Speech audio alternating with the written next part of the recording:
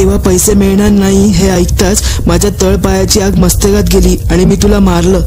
नंतर लक्षात आलं की आपण खूप मोठी चूक केली आहे आणि ती चूक लपवायला मला तुझ्या शरीराचे तुकडे करून सूटकेसमध्ये भरून ठेवावे लागले, जेणेकरून कुणाला संशय येऊ नये. प्लीज आम्हाला माफ कर. आम्ही यापुढे कधीच असं काही काम करणार नाही, खरंच. हे ऐकताच तो लहान मुलगा बोलला, मी ती वेळच येऊ देणार नाही. असं म्हणून बघता बघता त्या मुलाने त्याच्या असामान्य शक्तीने रोहनला जिवंत असतानाच त्याचे हात आणि पाय त्याच्या शरीरापासून वेगळे केले. एवढेच नाही तर त्याच्या पोटाचा वरचा भाग खालच्या भागापासून वेगळा केला आणि शेवटी त्याचं डोकं फोडून त्याचा मेंदूही बाहेर काढला.